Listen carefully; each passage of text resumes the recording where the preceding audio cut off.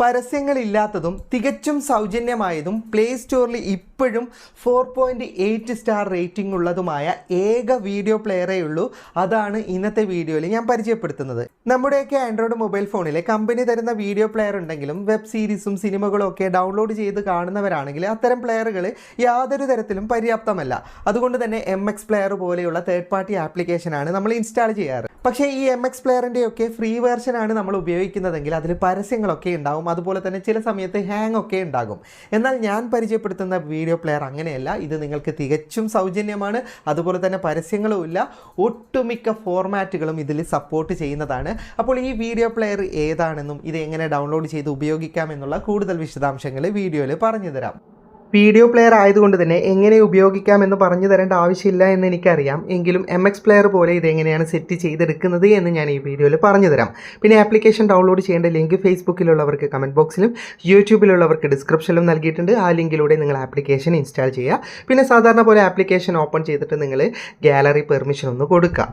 ഇനി ആപ്ലിക്കേഷനിലേക്ക് വന്നു കഴിഞ്ഞാൽ ആദ്യം ഇതുപോലെ ഫോൾഡറായിട്ടാണ് കാണിക്കുക. അതും ഇങ്ങനെയാണ് ഫോൾഡർ കാണിക്കുക. അപ്പോൾ നമുക്കിത് കുറച്ച് വൃത്തിയിൽ ഫോൾഡറുകൾ കാണിക്കണമെങ്കിൽ ഇവിടെ വലതുഭാഗത്തുള്ള ഈ ഓപ്ഷനിലേക്ക് ഒന്ന് ക്ലിക്ക് ചെയ്താൽ നമുക്ക് ഇതുപോലെ വൃത്തിയായിട്ട് ഫോൾഡറുകൾ കാണിക്കും. ഇനി നിങ്ങൾക്ക് വീഡിയോയുടെ പ്രിവ്യൂ സഹിതം കാണണമെങ്കിൽ ഇവിടെ ഇടതുഭാഗത്ത് ഫോൾഡർ എന്ന് പറയുന്ന ഓപ്ഷൻ കാണാം. അതിലേക്ക് ക്ലിക്ക് ചെയ്താൽ വീഡിയോ ഓപ്ഷൻ ലഭിക്കുന്നതാണ്. വീഡിയോ ഓപ്ഷൻ തിരഞ്ഞെടുക്കുന്നതോടെ നിങ്ങൾക്ക് വീഡിയോയുടെ പ്രിവ്യൂ സഹിതം കണ്ട് ഏത് വീഡിയോ ആണെന്ന് കൃത്യമായി മനസ്സിലാക്കി പ്ലേ ചെയ്യാൻ സാധിക്കുന്നതാണ്.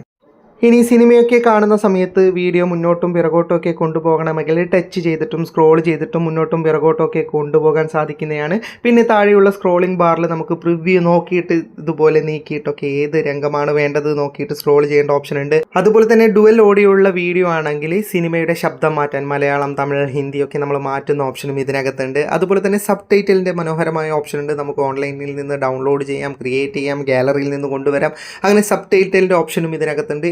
അതുപോലെ തന്നെ MX പ്ലെയറിൽ വരുന്നത് പോലെ തന്നെ വീഡിയോ സ്പീഡ് കൂട്ടാനും സ്ക്രീൻ സൈസ് മാറ്റാനും അഡീഷണൽ ആയിട്ട് നിരവധി ഓപ്ഷൻ ഇതിനകത്തുണ്ട്. MX പ്ലെയറിൽ എന്തൊക്കെയുണ്ട് അതൊക്കെ നമുക്ക് ഇതിനകത്തും ലഭിക്കുന്നതാണ്. പിന്നെ നമ്മൾ വീഡിയോ ലോക്ക് ചെയ്ത് കാണാറില്ലേ, അതായത് ടച്ച് ചെയ്ത് അനങ്ങി പോകാതിരിക്കാൻ വേണ്ടിയിട്ടുള്ള ലോക്ക് സ്ക്രീനിൽ വീഡിയോ കാണാനുള്ള ഓപ്ഷൻ ഇതിനകത്തുണ്ട്. MX പ്ലെയർ പോലെ തന്നെ വീഡിയോ മാത്രമല്ല നമുക്ക് മ്യൂസിക് കൂടി, അതായത് നമ്മുടെ കയ്യിൽ MP3 പാട്ടൊക്കെ ഉണ്ടെങ്കിൽ അത് കാണാനുള്ള ഓപ്ഷനും ഇതിനകത്തുണ്ട്.